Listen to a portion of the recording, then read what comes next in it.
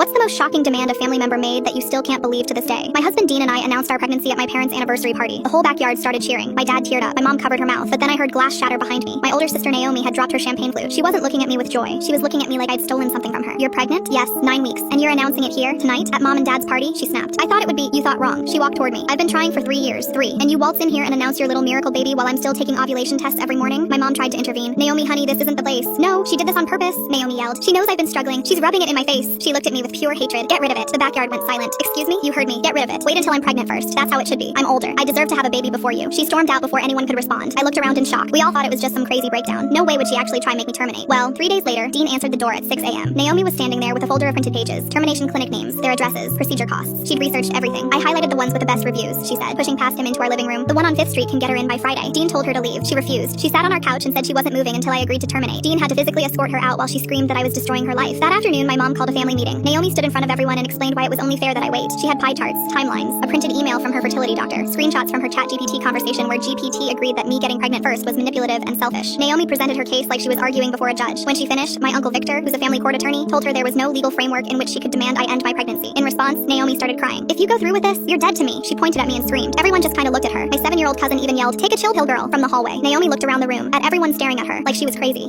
She started stammering. "I'll never speak to any of you again if you let her have this." She sat down on the couch sobbing, literally cradling herself. We all collectively pointed toward the door. She finally looked up. Mascara streamed on her face. "This isn't over," she stormed out. Slammed the door so hard the framed picture of my pregnancy test shattered on the floor. We didn't hear from her for 6 blissful months. But then my baby shower happened. 30 people in my mom's living room. Gifts piled on the table. I was 8 months along. The doorbell rang. My mom answered. Naomi walked right past her. She came in wearing a tight dress that showed off her own pregnant belly. She had a sash across her chest that said, "Mommy to be." The room went dead quiet. "Surprise," she said, spinning around. "I'm due in 10 weeks. She smiled at me, but it wasn't a real smile. She walked over and hugged me. While her arms were around me, she whispered in my ear, "I don't care what I have to do. Mine is going to be born first. I mean it." Then she grabbed a cupcake and left. Everyone was more confused than anything. I spent the next few weeks worried about Naomi showing up and hurting my baby. Dean triple-checked every lock before bed. I even called the police to see if anything could be done. And then, 5 weeks later, I got a call from my mom at 2 a.m. She was hysterical, sobbing so hard she was out of breath. "It's Naomi. Please," she gasped. "Come over right now." Dean drove me to my mom's house. I rushed in, expecting to see Naomi, but she wasn't there, and neither was my dad. Where was my dad? I found my mom crying, sitting against the bedroom wall. What happened? I took her hand. She cried into my shoulder for a few minutes before looking up and explaining everything. Naomi had been rushed to the hospital. Turns out she'd been taking black market labor-inducing drugs, but they weren't working fast enough, so she found someone. A woman she met in a Facebook group who claimed she was a midwife back in Guatemala. Naomi paid her $500 to perform an emergency C-section in her apartment. She was only 30 weeks. The woman used a box cutter. They sterilized it with vodka. There was no anesthesia. Naomi passed out from the pain halfway through. The woman panicked and called 911. When paramedics arrived, there was blood pooling in the hallway. The neighbors said they saw it seeping under her door from the outside. The baby came out gray, went straight into the NICU. Naomi went into surgery, but they couldn't stop the internal bleeding. She flatlined twice. They saved her, but she slipped into a coma. Doctors don't know if she'll wake up. The baby survived. He's in an incubator. And now everyone is battling over what happens to baby Pingus. Oh, and turns out my dad was just in the bathroom taking a crap.